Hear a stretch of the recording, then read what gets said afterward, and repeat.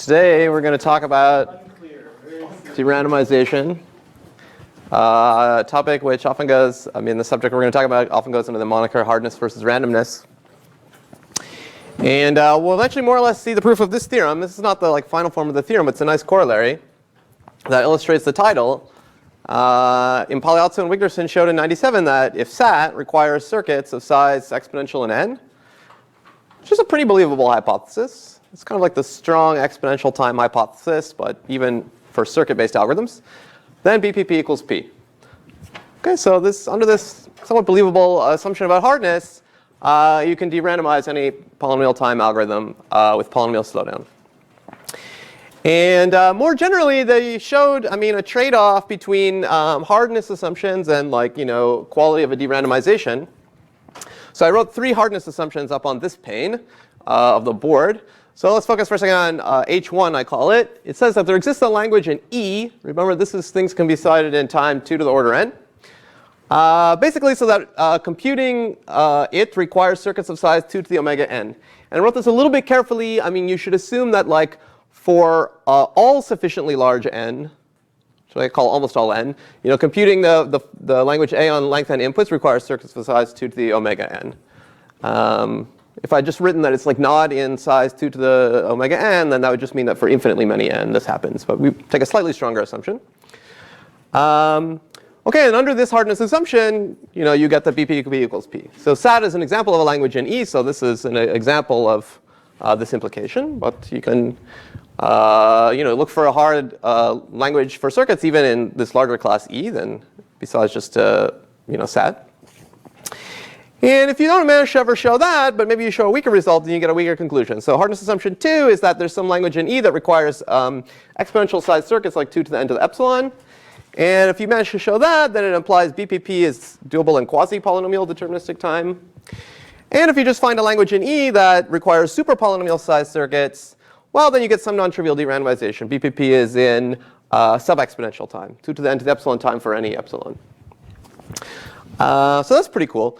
Let me also mention that for hardness assumptions 2 and hardness assumptions 3, we can write exp instead of E. And that's by padding. Because by padding, if you have a language in X, you can kind of move it down to E by padding by some polynomial amount. And these two bounds are insensitive to changing n by a fixed polynomial factor. Okay, it's only actually for this hardness assumption 1 where you're really cutting it close in terms of the running time of the algorithm versus the circuit size that you have to be a bit careful. So I could write exp here, and that's somewhat easier to understand hypothesis. Great. So in fact, Impagliazzo and Wigderson didn't prove all of this stuff. In fact, these theorems written here are the combination of 2 completely different results glued together. So actually what Impagliazzo and Wigderson showed in their paper is the following. They showed that this hardness assumption 1 implies what I'll call, H star, some other hardness assumption, which is a much stronger hardness assumption. So it's about boosting hardness assumption. And this H star is that, let me write it over here. There exists a language A and E, which is not just hard to compute in the worst case by circuits, but it's even hard to compute on a non-trivial fraction of inputs. So it's hard to do much better than just guessing. So such that, I'll explain this notation in a second, the correlation of the indicator of A on length n strings with any circuit C, where C is a circuit of size at most 2 to the delta n, is at most 2 to the minus delta n. Okay, and this is for some universal delta greater than 0. And what do I mean by this? This correlation of the circuit and the function, I just mean the probability over a random input that the circuit gets the answer right minus the probability it gets it wrong.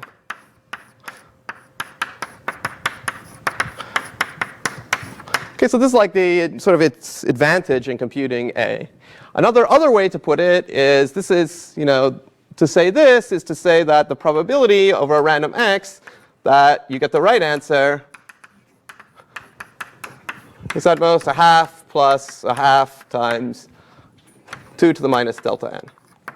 Okay, so there's always a circuit of size like 1 that gets any function like an correct on half the inputs. Either just always output 1 or always output 0. One of these guys is going to get it right on at least half the inputs. And this is like a average case hardness assumption. It's saying that like even if there's this language A, which is not so hard. It's computable in 2 to the order n time. But if you get a circuit of size 2 to the 0.0001 n that's trying to compute A on length n inputs, it can barely do better than guessing. It'll be correct on at most a half plus some exponentially small fraction of inputs. Okay, so that's a very strong claim. I mean, it's much stronger than this. These are worst case hardness results. But in Polyelson and Wigderson, what they showed is actually that you can like boost the hardness. You can take this worst case hardness assumption and derive from it this hardness on average assumption. Okay, so this is like a worst case to average case hardness reduction.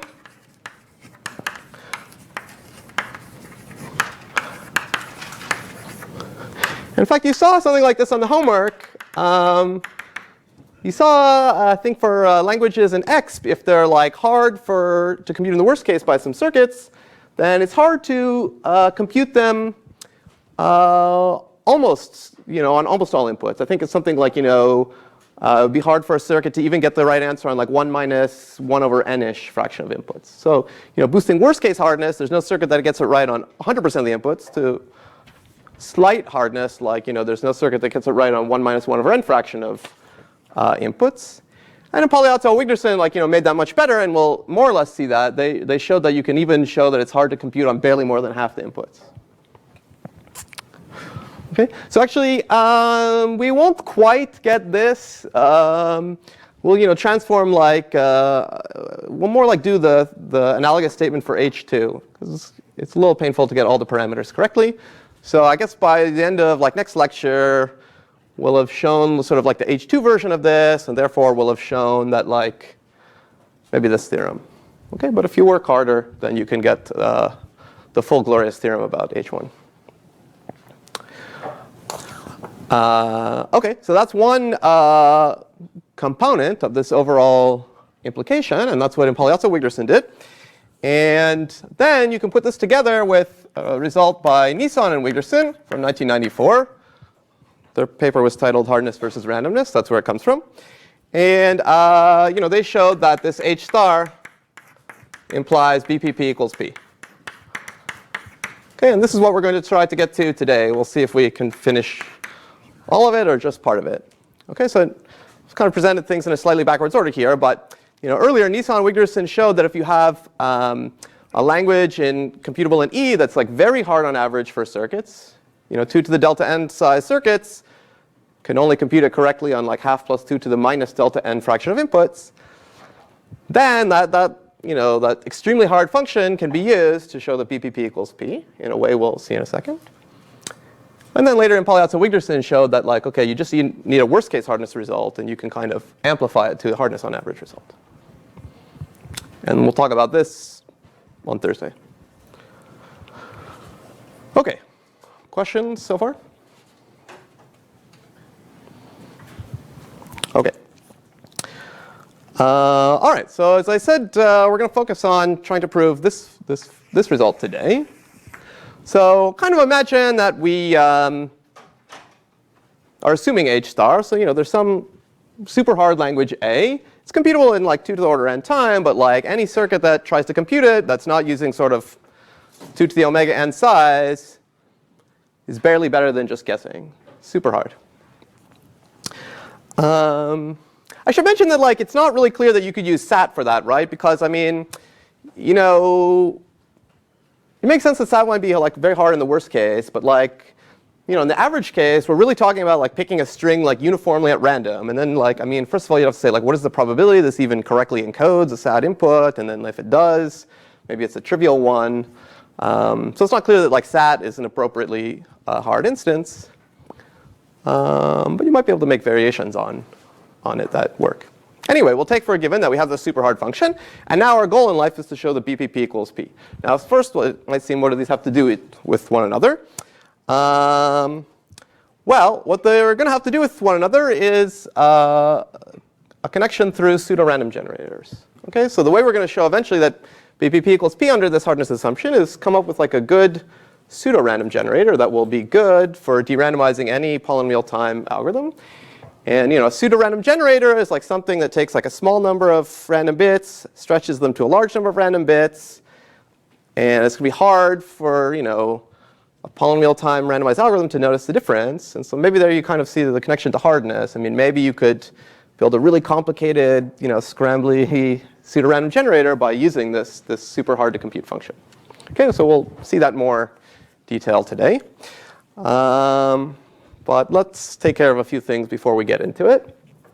So let's imagine that we have this hard function, this hard language, and we're trying to show that BPP equals P. So we're obviously going to start by saying, OK, let B be in BPP. We want to show that B is in P. Let me just make a small remark here that'll help out. Unfortunately, there's going to be like lots of parameters in today and Thursday's lecture, so I'm going to try to simplify them all.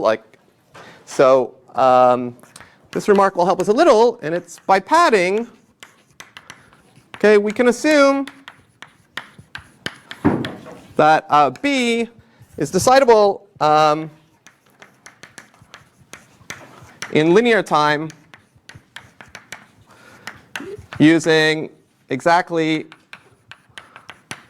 n random bits on inputs of length n.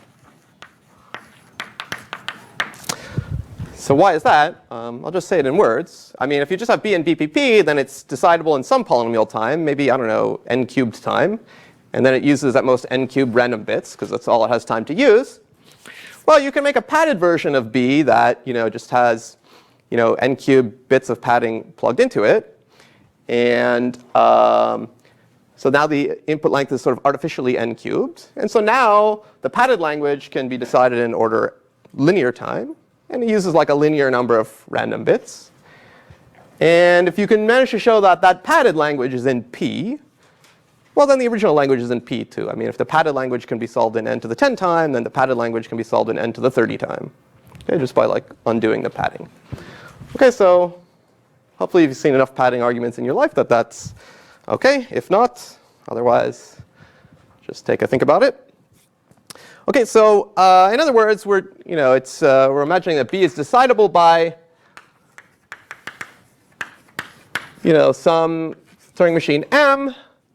And let's think of it like this, that it takes a real input x of length n, and this is like the real input. And this is like the random coins. And we're going to imagine they both have the same length n. And this is a deterministic machine that runs in time, order n. OK, and this is deciding this language B. And you can actually basically forget about B now and just try to you want to sort of simulate M, or decide, for every x, M either accepts with probably at least 3/4 over the random choice of R, or at most 1/4 over the choice of R, and you're trying to tell the difference deterministically. OK, so the idea, as I mentioned, is you want to replace R with pseudo-random bits, whatever that means. OK, I mean, you have to be a deterministic algorithm. So you're going to try, I don't know, putting in some strings for R and seeing what happens. Now, one thing you might try to do, maybe in real life, if you have some specific M, I don't know, you might just take R to be I don't know, the digits of pi or something. Okay, you can compute those in polynomial time deterministically. And for just some normal algorithm that you might be using, that's probably actually going to work. I mean, it's probably going to do a good job. I mean, but not always, right? I mean, if you don't know anything about M, what maybe M does is checks to see if x equals r and accepts if it does.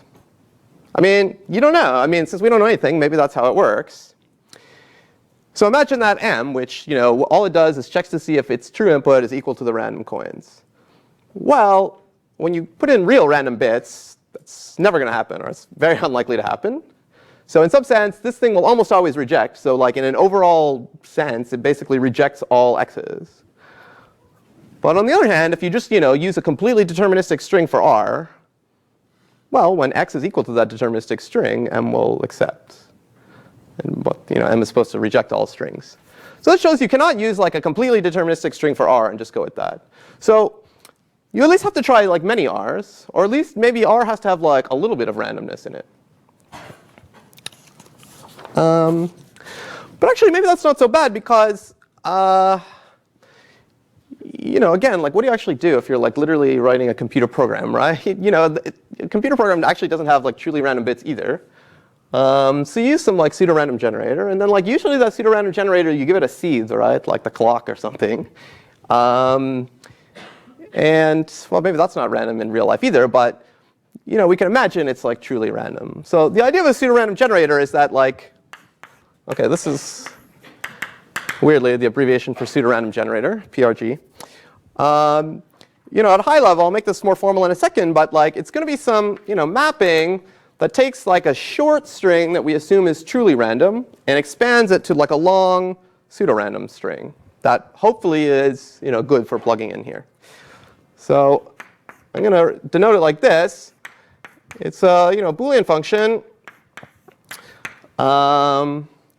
that takes an L-bit string, and we're going to think of like L as a function of n, which is hopefully a lot less than n. And this is called the seed. And it outputs a long string.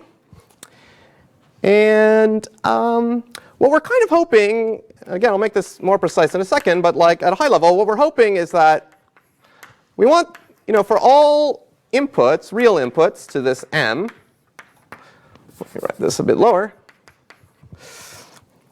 Basically, we're hoping that the probability that m on x and with a truly random string accepts, this is r truly randomly drawn from 0, 1 to the n. We want this to be about the same as the probability that m accepts when you give it a pseudo-random string.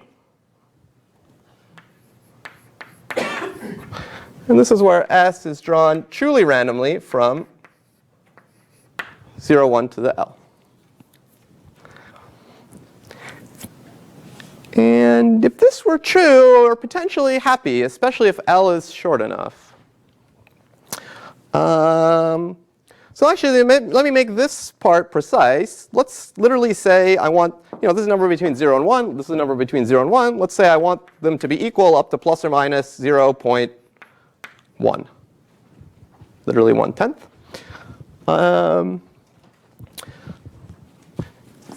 Really, it can be anything that's like smaller than a third or whatever.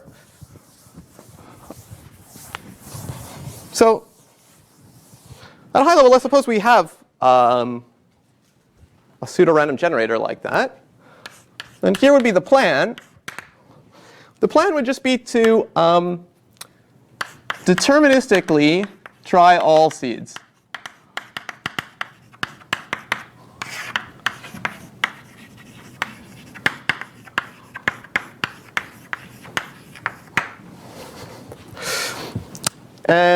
And use that to, let's say, to compute the right-hand side of this thing I called star. Okay, like if the number of seeds is really short, the length of the seeds is really short, then you could just enumerate all the seeds in 2 to the L time, plug them into your generator, simulate m, and just see what fraction of time it accepts. And if we have this condition, this is kind of saying, this star condition is kind of saying that like G is like a good pseudo-random generator. Then this thing which you can calculate is within 0.1 of the true acceptance probability. Okay, so then if you calculate a number that's bigger than 2/3 minus 0.1, then you should be accepting x. And if it's smaller than 1/3 plus 0.1, then you should be rejecting x. right? Because since, this language is in BPP, like M has the property that either at least 2/3 or at most 1/3 of these R's make M accept. So to tell the difference, it's enough to compute the acceptance probability up to a plus or minus 0.1. So how long would that take? Well, it would take like 2 to L time to go through all the seeds. And then actually you have to compute the generator. So it also takes the amount of time to compute G.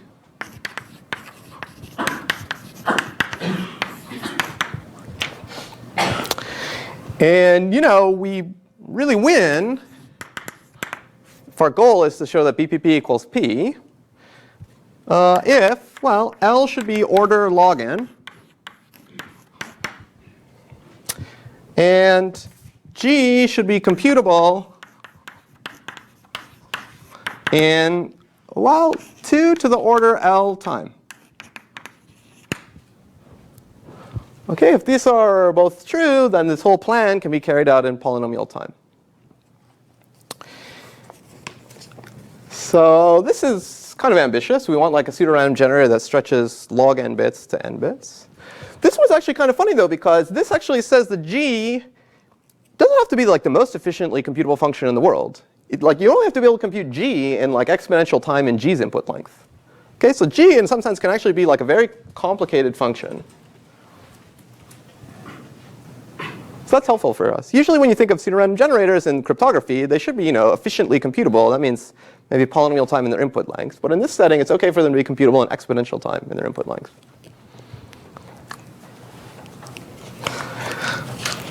Which is going to make sense because they're going to be, these G's are going to be based on, in some ways, this super hard language A, which itself is computable in linear exponential time. Yep? Why don't we care about the time to actually run M?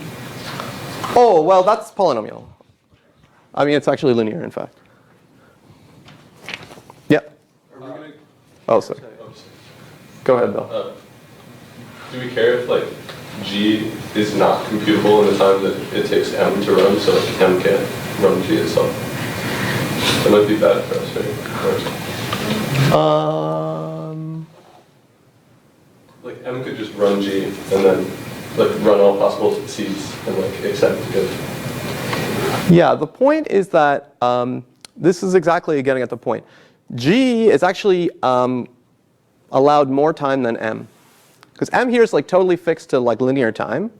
And like the time to compute G will be some large polynomial in N. So yeah, this is a difference between like the sort of the cryptographic setup of pseudo-random generators, where typically you want a pseudo-random generator that you can compute in polynomial time. And it's even hard for like a much more time-taking algorithm to notice the difference, maybe even like a sub-exponential time algorithm to notice the difference. Here's kind of a reverse situation where the pseudo-random generator has like more time than the algorithm is trying to fool. Yeah, Barak? I was just going to say that like 2 to the order is basically optimal here, right? Because the input is, or because the output is long.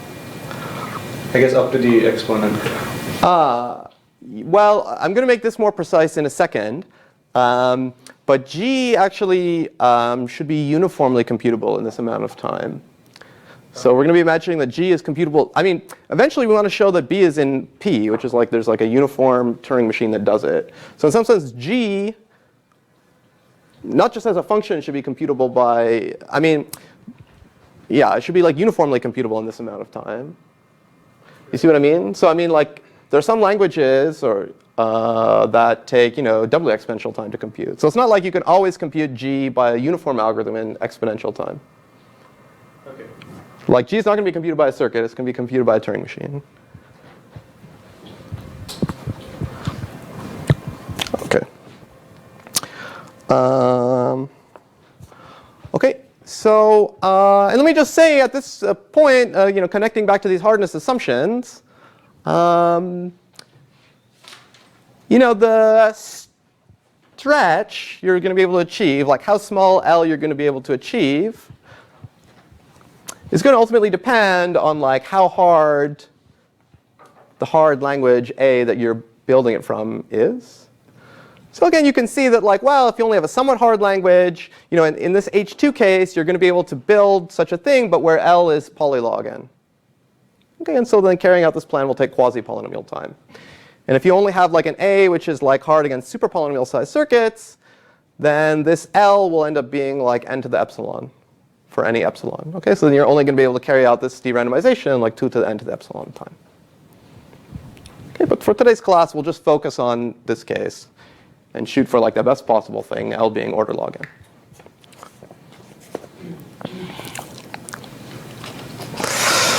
Okay.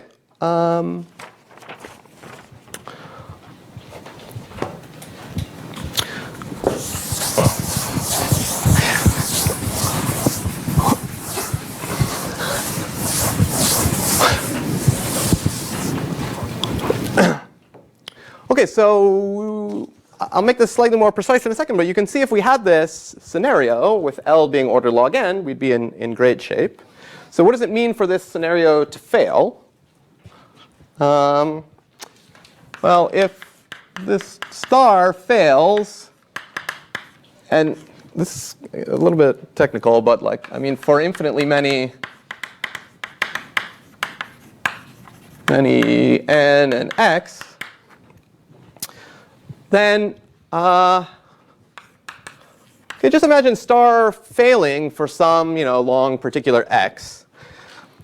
Then you can think of like M with x fixed as some distinguishing algorithm that can tell the difference between a purely random string and a pseudo-random string. And notice that sort of like when we fix this, like, this is kind of like if this fails, it means there exists an x such that, you know, M with x plugged in can distinguish a truly random string from a pseudo-random string. And that kind of makes like this like a circuit distinguisher, right? Because we can't explicitly say what the x is. It's just there exists some sort of M sub x which distinguishes this. So that's why when we give a proper definition of pseudo-random generators, which we will in a second, we're going to talk about them being good at fooling circuits rather than fooling Turing machines. It's a bit of a subtle point, but that's where it arises. So then, as I said, like M with like x fixed plugged in, and thinking of R as the only input, the quotation marks here, is like a distinguisher that sort of you know, beats,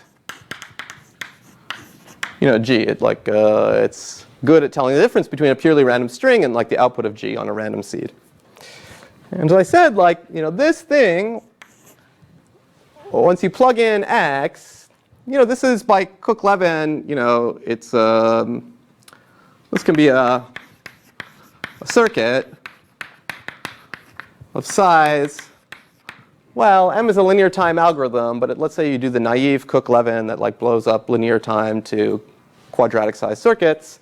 These parameters are not going to make a big difference. So we'll say, you know, this M sub x is a circuit of size order n squared.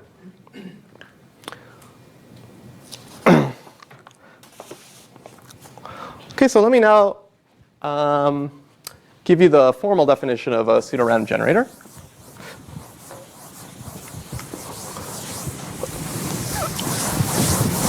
And again, you can make this definition with like more parameters, but I'm trying to keep the parameters to a minimum, so there'll be some like slightly odd-looking fixed choices of parameters that'll be sufficient for us. Okay, so here's the actual definition. A pseudo-random generator of seed length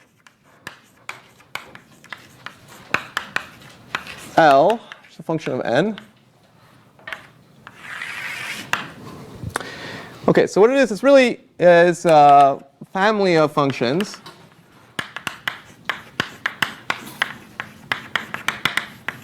GL, which are like uniformly computable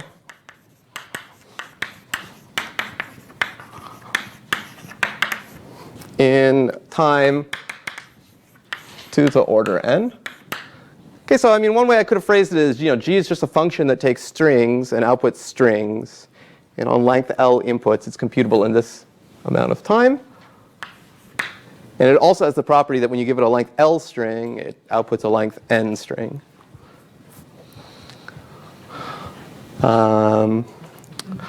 Okay, such that for all N, and all circuits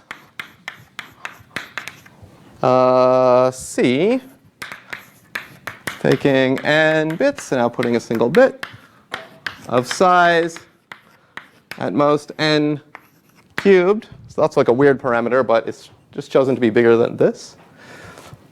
We have this thing that's basically star, which I'll rewrite. So the probability when S is drawn from 0, 1 to the L, that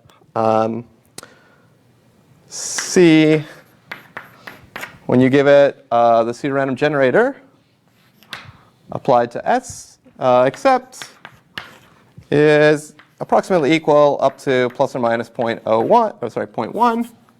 Again, you can make this a parameter, but let me just fix it to be 0.1. That C accepts when given a truly random string of length L.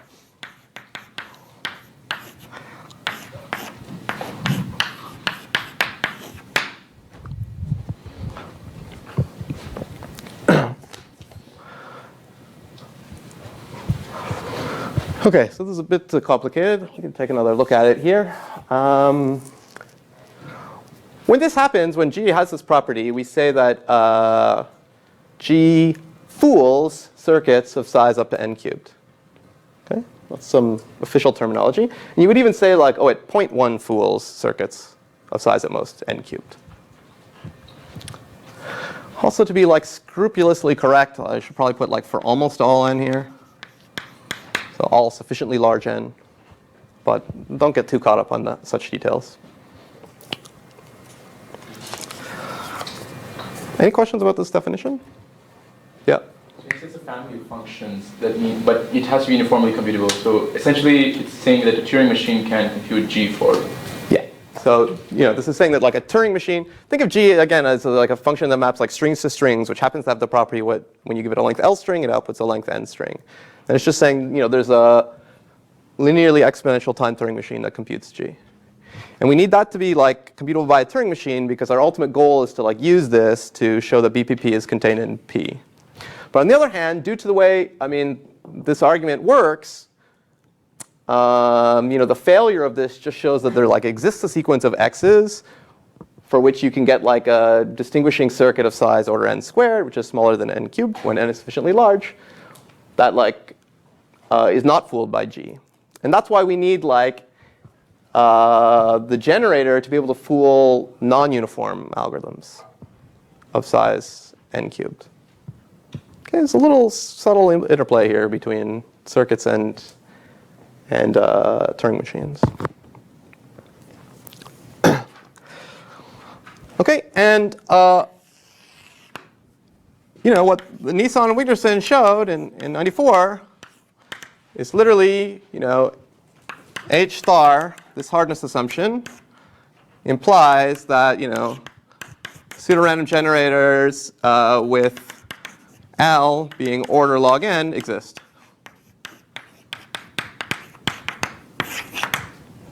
And that's what we'll prove today if we get enough time. Okay, and as this argument basically shows, this in turn implies that BPP equals P.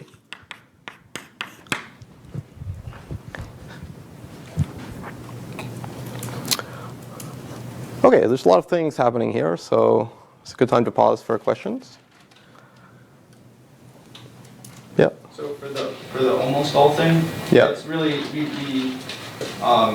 we wouldn't get for all from our distinguisher thing, right? Because we have infinite many n and x, but this does not say anything about like there not being poles in between these n's, right? Yeah, this is like a subtle and like annoying point, which I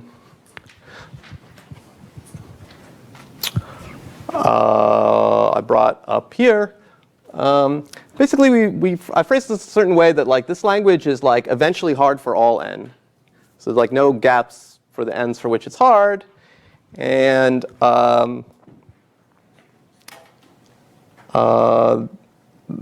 that's how we'll get a pseudo-random generator that works for like all sufficiently large n, which is what we want for like BPP to equal p. This pseudo-random generator approach will start working once n is sufficiently large, and when n is smaller than that absolute constant, you can just like hard code in the answers to get it in p. The more traditional thing to say here, or like in the worst case version, is just that like A is in E, but it doesn't have 2 to the delta n size circuits. That merely means that like for infinitely many n, like circuits fail to compute A, and then you get like a pseudo-random generator that only works for infinitely many n, and then you just get that like BPP is in P like infinitely often. If you remember from homework 2, the concept of IOP. This is kind of an annoying point, but that's why we just like say, let's make our assumptions say that like this language is hard for all sufficiently large n. Yeah. What are the two L parameters in GLL? Is one of them supposed to be n? No, this is just some like weird family notation to say that like you have like a family of functions GL, one for each value of L. Oh, I see. Yeah. Okay. Yeah. How reasonable is this H star, or like what's the progress? Oh, yeah. Well, as I said earlier, so this is a very strong assumption because it's like it's an average case assumption. But this result will eventually also show, more or less, due to Impalliazzo-Wigderson, shows that like it's true if you merely have the hardness on worst case hardness assumption, that there's some language in E for which all circuits of size 2 to the delta n fail to compute it on all inputs. Yeah, nobody, can even show that there's like a language in E that requires like circuits of size like 10 times n, let alone 2 to the delta n. But, we believe, okay, so SAT is in E, and we believe that SAT is very hard. We don't know how to solve SAT in time, like CNF SAT in time, like 2 to the little o of n. So you might therefore believe that SAT cannot be solved by 2 to the little o of 10 time Turing machines. Then you may as well say like, wow, what's it going to help solving SAT if like you can use a different algorithm for each n? Doesn't seem to help. So then you might therefore additionally like imagine that it cannot be even solved by circuits of size 2 to the little o of n. And then you might say, well, that was just SAT. There are problems that are even harder than SAT if I'm allowed to be within E. SAT is an NP. So it's believable, but like we have zero progress towards proving it. But at least, the thing that we'll eventually show is that like you don't need to make this hardness on average assumption, bare. You can just make the worst case hardness assumption and then derive this consequence. It's more like a reason for it to believe that BPP equals P. Yep. Can E be contained in NP? Probably not.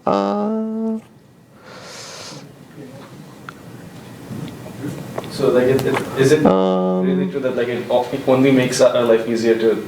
I guess they're probably incomparable. As far as we know, let's see. On one hand, NP could equal P, and P is contained in E. On the other hand, it's probably a little bit doubtful that NP is contained in E. The naive thing to do if you're trying to like put NP inside like a deterministic time class is like try enumerating all the non-deterministic choices. But in NP, you can have like an arbitrarily large polynomial denominator in them. So I guess it's unclear what the relationship between NP and E is. SAT happens to have the property that it's in E. There you go. Okay.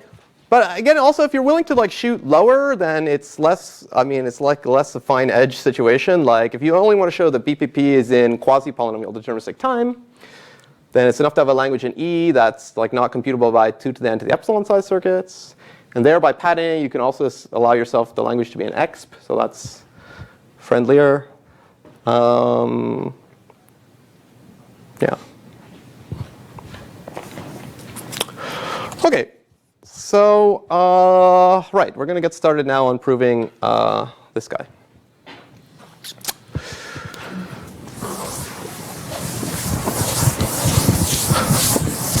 Okay, so the first thing I have to do is annoy you by changing notation, because it's going to make our life ultimately easier. Circuits and functions will now be mapping -1 and +1 to the end into -1 and +1 rather than 0 and 1. Okay, we just renamed true and false to ± 1. because it's going to make the arithmetic a little easier. It's just a notational change. But now, for example, we can make this definition.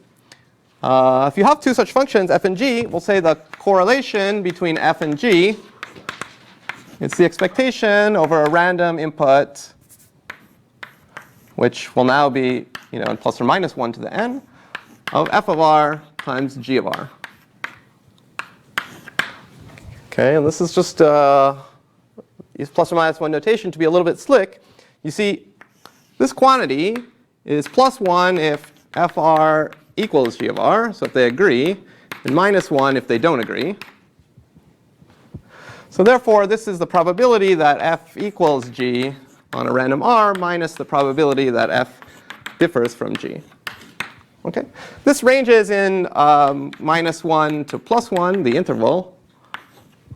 And it equals plus 1 if f is always equal to g. It equals minus 1 if f is literally the negation of g. And in general, it's a half plus a half times epsilon if, it's epsilon if the probability that f equals g is a half plus a half epsilon. Okay, so we'll usually be thinking about this situation where you have maybe this is a hard function and this is some circuit that's trying to compute the function. And we'll be in the scenario on the rightmost board where the circuit is barely better than guessing. It computes f correctly, some amount that's barely better than a half. And it'll just be mathematically nicer to look at the correlation between the function and the circuit and say that that's at most epsilon. Okay, so correlation 0 is g equals f with probability a half. Okay, and so therefore this assumption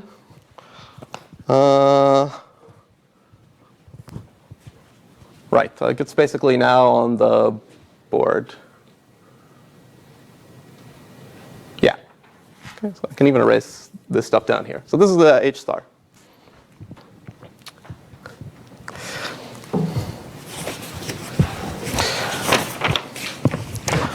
Okay, so our ultimate endgame goal is to get a glorious pseudo-random generator that stretches L bits to 2 to the L bits, roughly. It stretches order log n bits to n bits. So we're going to warm up with something that's a lot simpler. We're going to warm up by constructing a pseudo-random generator that stretches L bits to L plus 1 bits. Which does not seem so amazing, but it's better than nothing. It'll be kind of an ingredient in the final construction.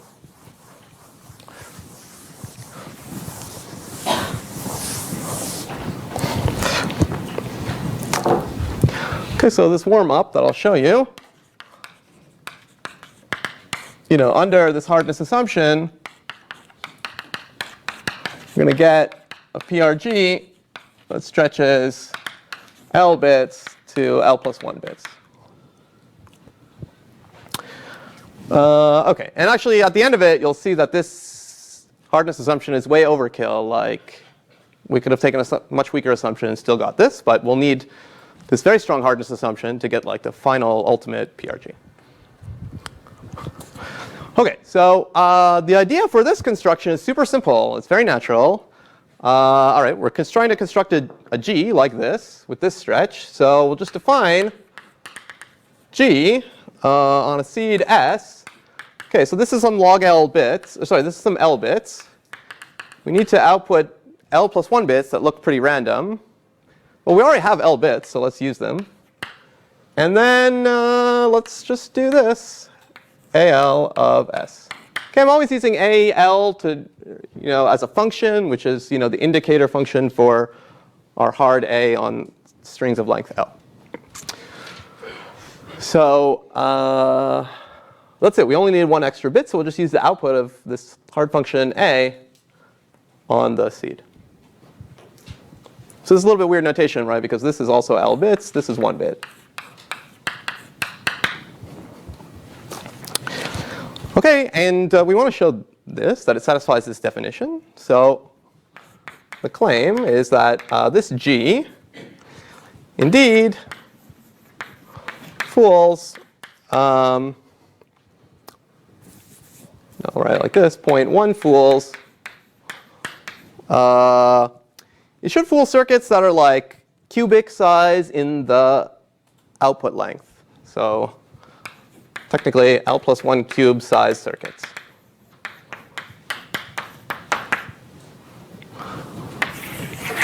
Okay. Oh, I should also mention that like this G is clearly computable in like 2 to the order L time. I mean, it just has to output its input, and then it has to output this bit. And it can do that in 2 to the order L time, precisely by virtue of the assumption that A is in E.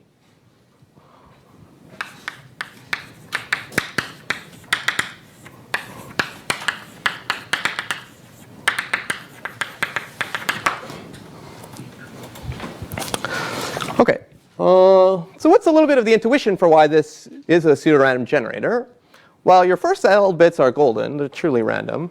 So like a distinguishing, yeah. This isn't uniformly computable, is it? Because like, you don't know AN? No, it is. Because like A is computable by a Turing machine in time to the order n. A is uniformly computable. Yeah. OK, so the intuition for why this is a pseudo-random generator. OK, imagine you're a circuit of size L plus 1 cubed. You're trying to tell the difference between a string that looks like this, where S is uniformly random, and a truly random L plus 1 bit string. I mean, this is like no hope for you, because this is truly random. So basically, you have to kind of notice the difference between like a random bit here and like this very hard function applied to S. And that's kind of like this assumption that says, for like a typical input, you can barely do better than just like guessing the value of AL. Yeah? Does it ever make sense to look at L values that are less than log n?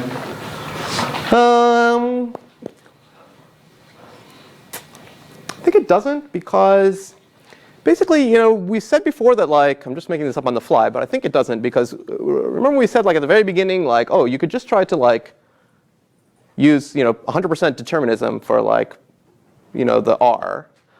But that wouldn't work, because I mean, if the Turing machine M just like compared its real input X to R, under truly random R, you'd basically never accept X. But like, if R is completely deterministic, then when X equals R, you would accept with 100% probability. So you guess like R has to have like enough randomness to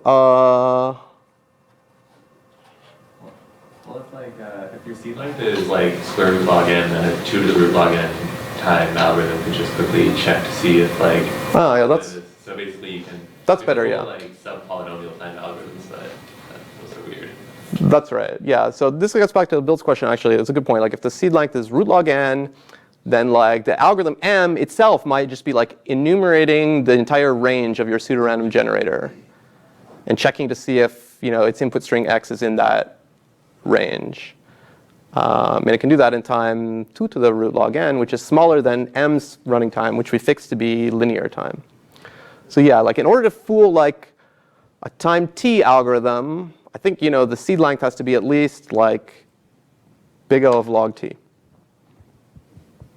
Yes? Wait, why can you enumerate the range of the pseudo-random? I didn't follow that. Well, assuming the pseudo-random generator itself is like efficiently computable, I mean, if the seed length is like root log n, you can just enumerate all the possible seeds in time 2 to the root log n, which is much smaller than n time. Right. But this one's not officially computable. I mean, maybe for some different sort of system, but this takes like e time, right? But the input is small, right? The input is like size root log n. Oh, never mind. Yeah, I don't think we're talking about two different things here. Okay. Yeah, that's good. Okay. So let's literally prove this claim. One thing, for example, you see that like AL better have the property that like just it's 1 on extremely close to 50% of the inputs. Because otherwise, ALS is not going to look like a random bit when S is random. But on the other hand, like that's definitely going to be true, because if AL was like 1 on like 80% of the inputs, then you have like a circuit of size 1 that's like getting it correct with probably 80%. Okay, so let me call this approximation dagger. So here's the proof. So the proof of such a thing is always sort of by contraposition. Like you imagine that, like, suppose G failed to fool these circuits, then you would have some distinguisher C where this dagger fails. And then from C, you would somehow build a circuit which is good at computing A on a random input. Contradiction.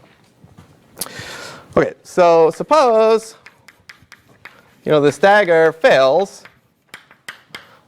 And again, for, OK, let me say due to distinguishers. Let me call them C star sub L.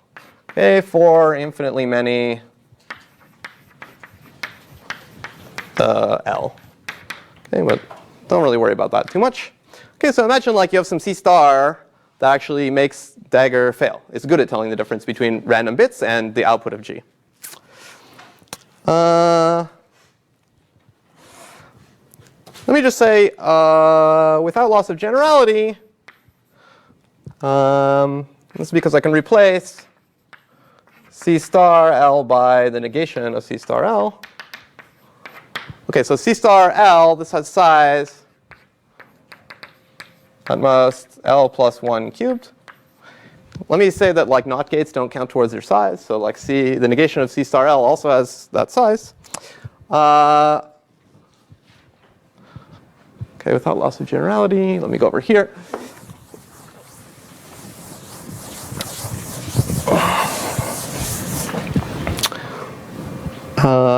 It's just that like this number is either bigger than this one by more than 0.1 or it's smaller than this one by more than 0.1. So by interchanging C star and its negation, you can like have the inequality go in one fixed direction.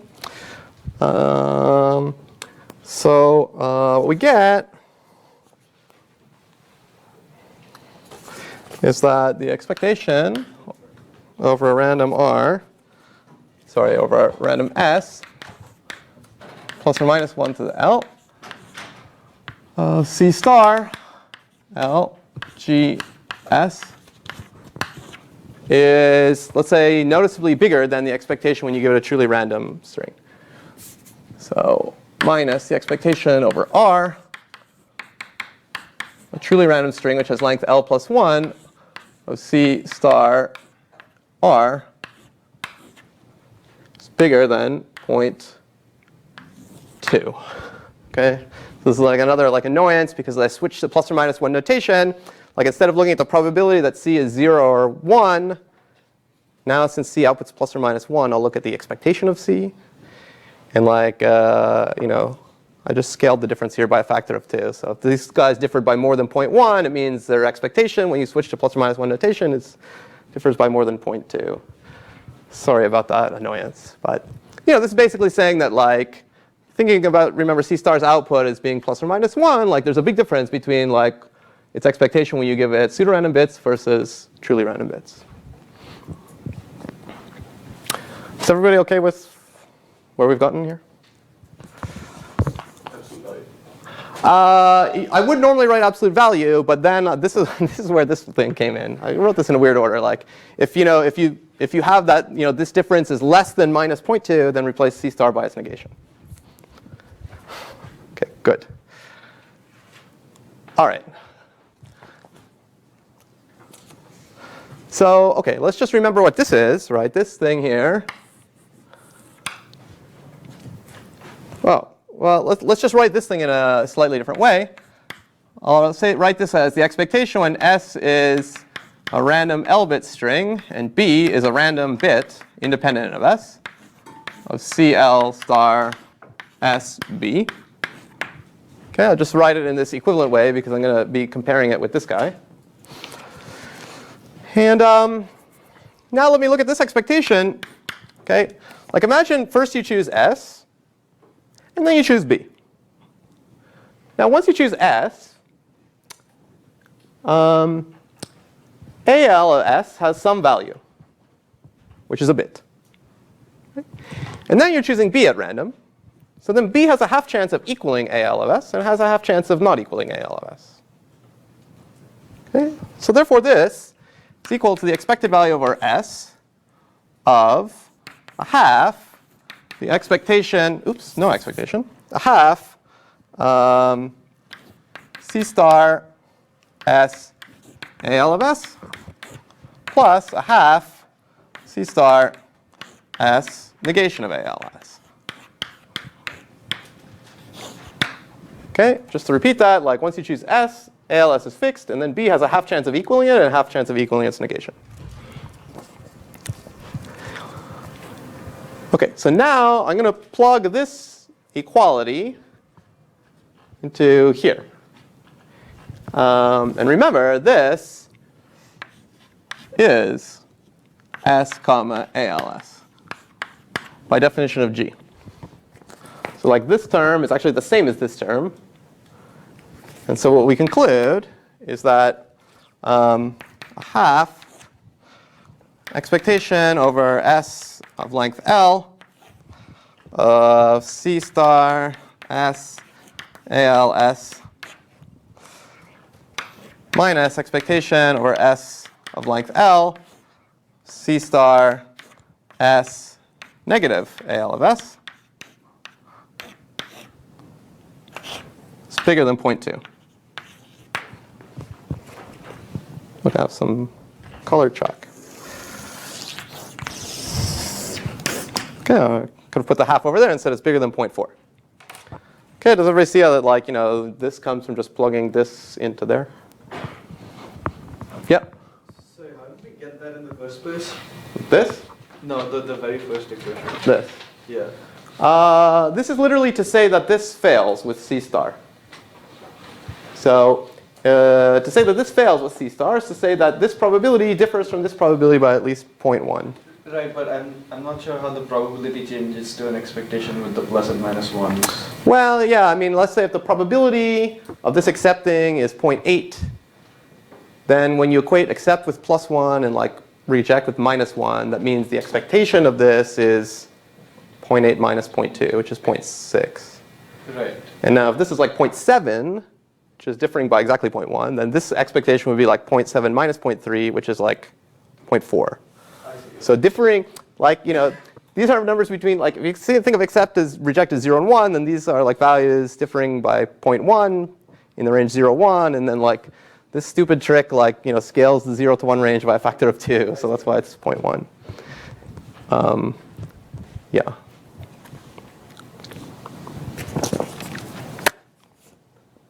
Okay. Any more questions about getting to here? Yeah. Sorry, can you explain why is it the half and the expectation is half times C star of S ASA? Explain this one? The top. This yeah. one. Which one? The red box? Or Or you get the half?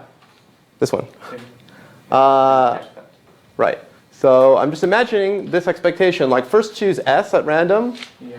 then pause, and then choose B. Oh, okay, sorry. So like once you chose S, this is like a fixed, Okay. ALS is fixed, and then B has a half chance of Got it. equaling it or equaling its negation. Okay. Good. So now let's like look at this. I mean, this is just like screwing around, like from the basic assumption. We like screwed around a little bit and we got to here, and we're going to like screw around a little bit more. Look, what is this saying? It's like saying you pick a random string, length L string S, and you give C star S and the correct answer, then it's much more likely to output +1 than when you give it S and the wrong answer. Wrong vis-a-vis the computation of A sub L. So like C star is like quite good at, on average, at noticing when its last bit is equal to AL of its first L bits. And basically that should make you say like, oh, that means that like C star is kind of good at computing AL on average. Which is true, we just have to do like another like blackboard full of like this like slightly annoying messing around. Okay. So what we finally have to do, right, is construct a circuit. I mean, to, proving this in the contrapositive, we have to construct a circuit which is good enough at computing L that we get a contradiction to the H star. So here it is. Well, here it almost is. Form the circuit. I'll call it C12 twiddle, taking L-bit input x, s, that does the following.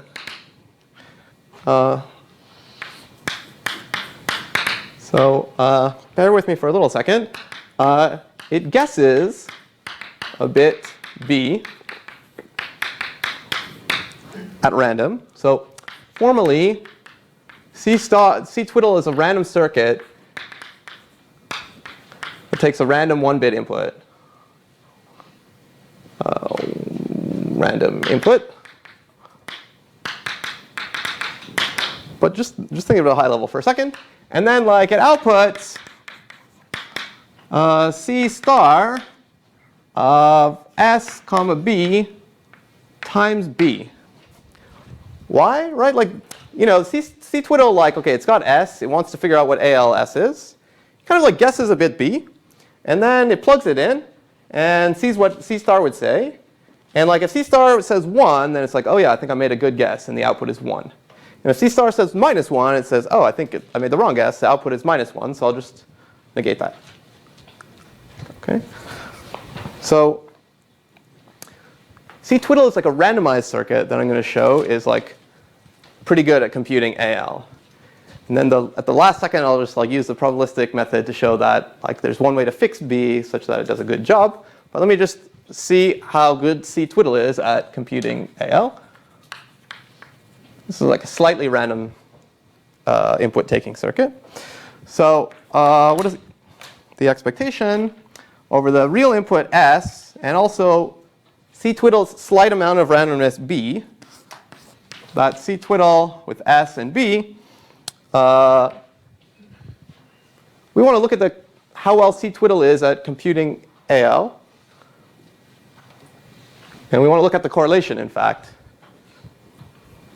So we want to look at this times AL of S. Okay, this is the correlation of C-twiddle with AL.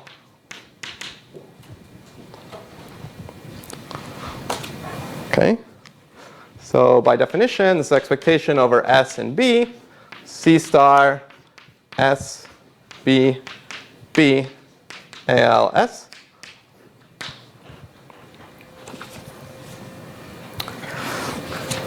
And now I'm going to use the same to understand this. This is really just like messing around to like get the intuition that we said. I'm going to use the same trick on this that I used to go from here to here. Okay, so this is the expectation over S. Okay, and once S is fixed, AL of S is fixed, and B has a half chance of equaling it and have a half chance of equaling its negation. So this is again a half times C star S AL of S times AL of S times AL of S plus, same thing with the negations. This is the outcome that B equals the negation of ALS.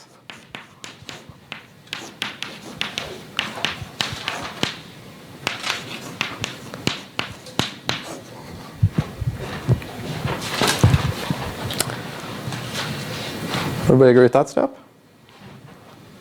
And then ALS is plus or minus 1. So if we multiply it by itself, it's 1.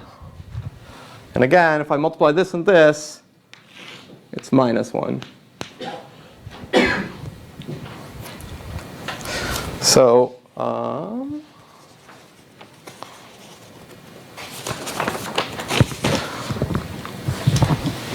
in fact, this equals this. Well, the left-hand side of this.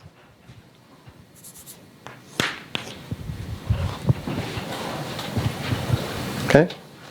It looks annoying. Believe it or not, if like I did it all with zeros and ones, it would actually be twice as annoying. So like, I've halved the annoyingness, believe it or not, by using this like plus or minus 1 notation trickery.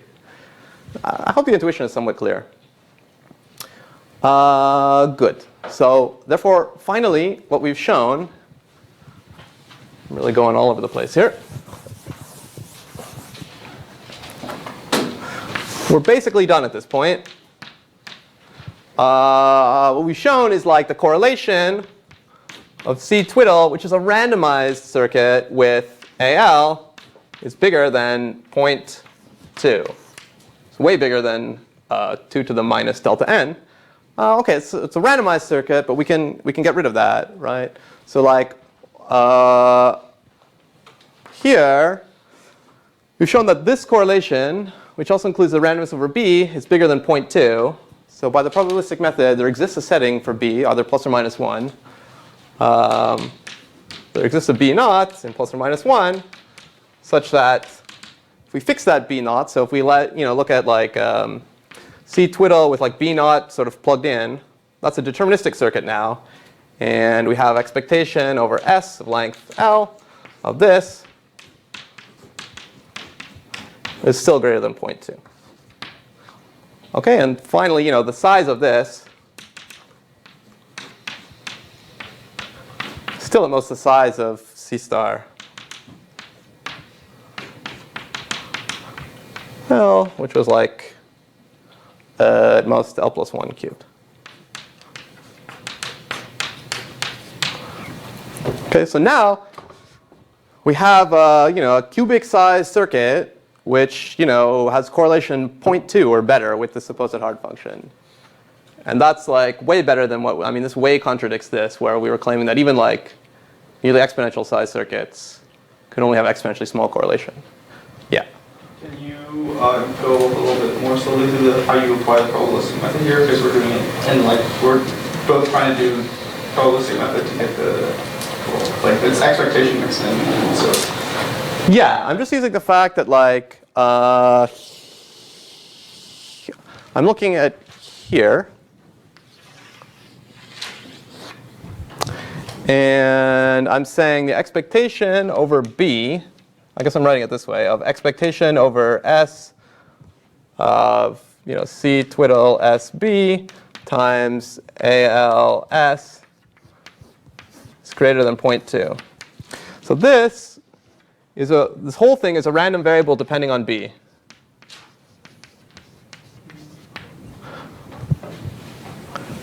So the expectation, it's like a 2-outcome random variable. The expectation over B, it's literally the average of two numbers. Like this quantity when B is plus 1, and this quantity when B is minus 1. And the average of those two numbers is bigger than 0.2, so one of them has to be bigger than 0.2.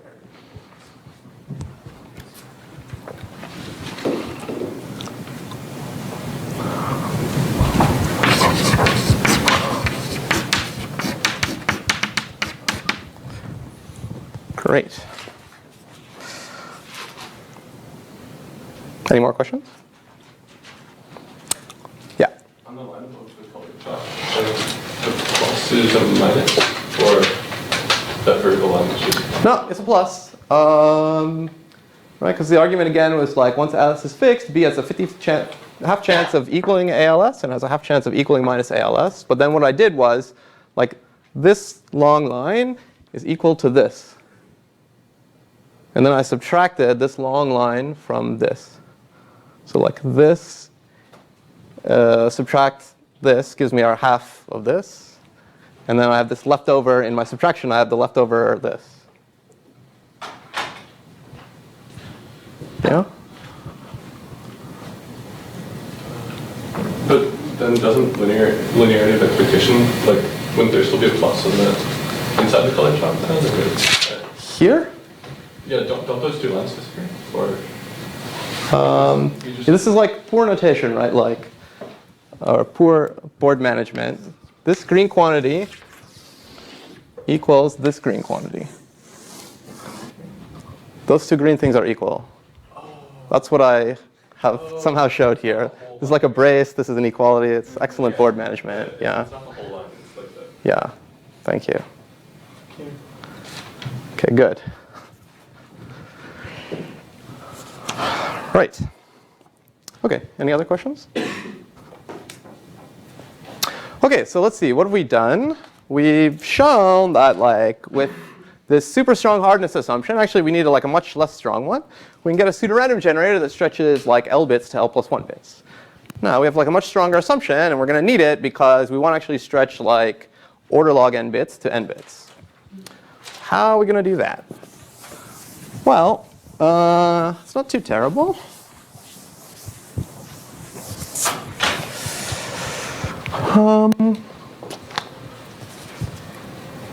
Yeah, so we'll take like 1,000 log n bit seed.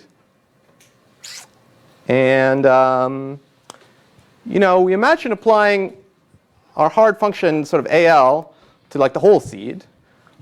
But we could apply it to like, some 10 log n subset of the seed, and that would still be OK. Then we could just do that for many subsets. And well, 1,000 log n divided by 10 log n is 100. So it would seem if we made the subsets disjoint, then we would only get like 100 extra bits, or maybe 100 bits overall. We're going to actually let them overlap. So this is what the final Nissan-Wigderson pseudo-random generator is going to look like. So it's going to have some like L, which is like a C log n bit seed. Okay, and think of this as like, this is the seed S of length L. And what we're going to do is we're going to somehow like have like many subsets of it. I've drawn them contiguously, but they need not be contiguous. But we're going to have like many subsets of it. And there are going to be actually n subsets of it.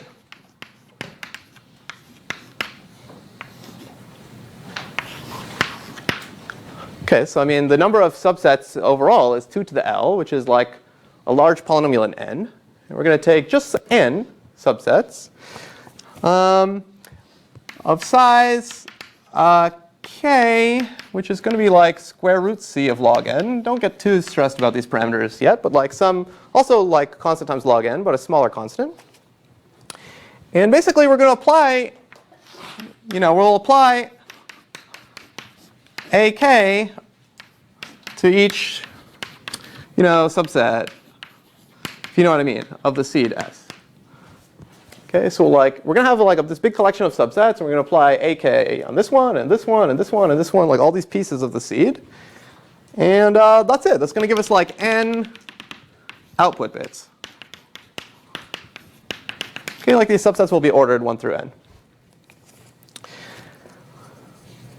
So that's the plan. Okay. Now, we're going to need 2 ingredients to execute this plan. Ingredient 1 is well-chosen subsets.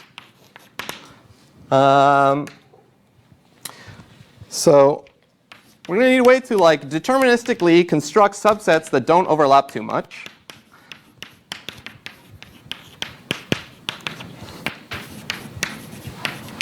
You can imagine this like a bad idea for subsets to overlap. Like if 2 of these subsets overlapped completely, then that would mean like 2 of these output bits were always the same.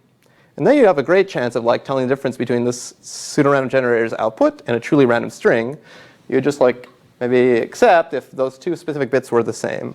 It always happens in this bad pseudo-random generator case, and it happens with probably only a half in a random case. More generally, if they overlap a lot, there's going to be like maybe correlations potentially between these bits. So nevertheless, we're going to deterministically construct a bunch of these subsets that like don't overlap very much. And well, then we're going to have to do like some kind of elaboration of this. And ingredient 2, which is like part of the elaboration of this, is something called Yao's next bit prediction theorem.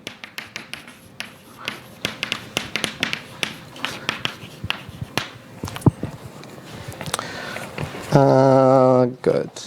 All right, I have 6 minutes.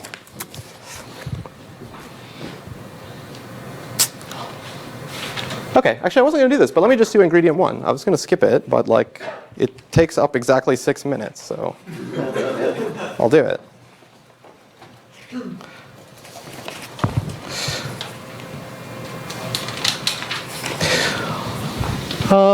Good. But remember all this, because it's going to go into the proof of the Cialis theorem.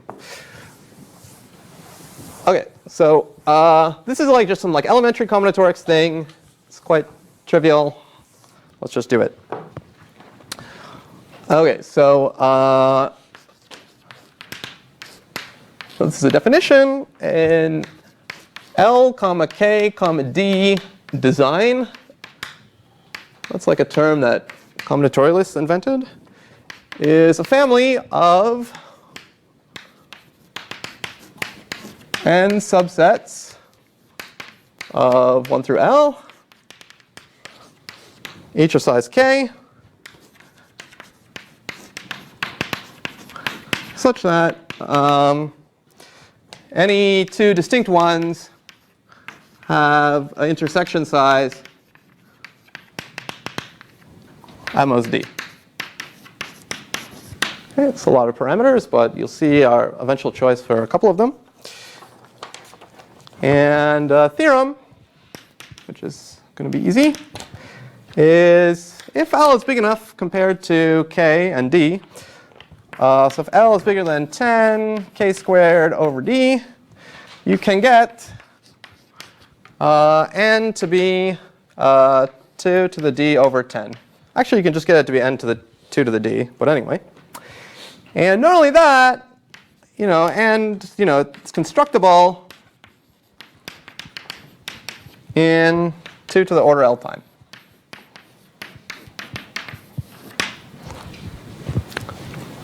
OK, so we're going to prove this theorem. And because we want to get like exactly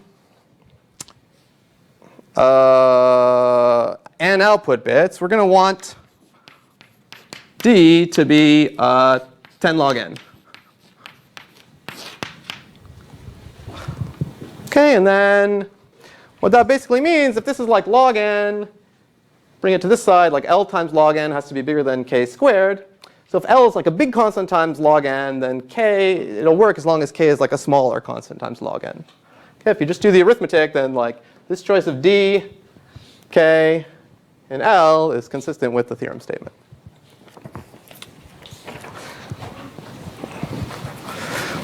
Okay, so again, like everything is happening at the range of like log n. You have like a huge, L is like a huge constant times log n. K, these subsets are like a medium constant times log n. And like the intersection of any two subsets is cardinality at most 10 times log n. And the proof that this is possible, see if it's doable in 6 minutes. I got 2 left. It's just greedy construction. Actually, it's even easier than a greedy construction. You literally just keep picking sets as long as they're OK until you get stuck. OK, so just like keep picking sets till you're stuck.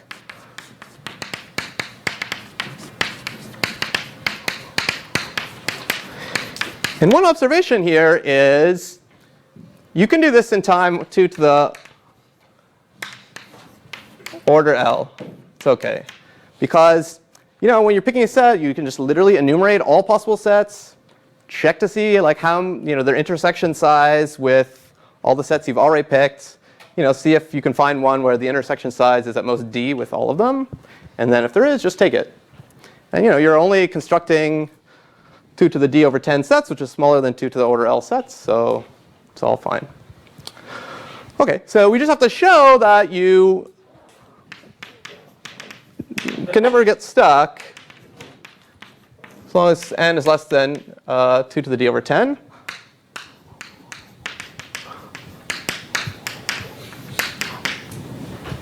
OK. And how are we going to do that? Any guesses?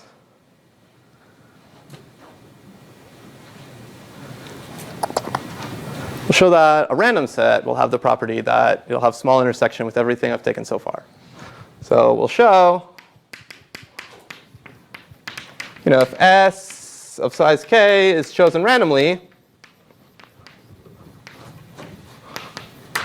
the probability that S has intersection size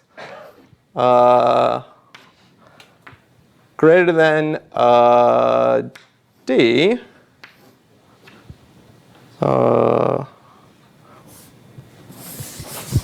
probability that there exists I, its intersection size greater than D. Let me write it like this. And for all fixed S0 of size k, like already chosen,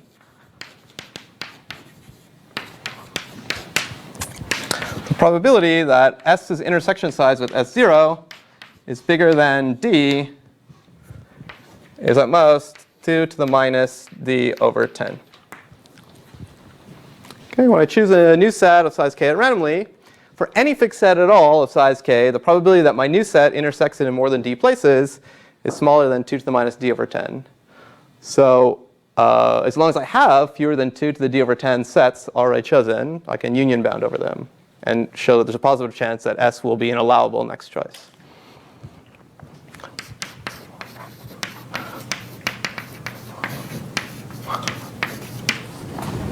Okay.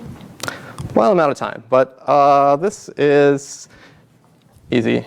I mean,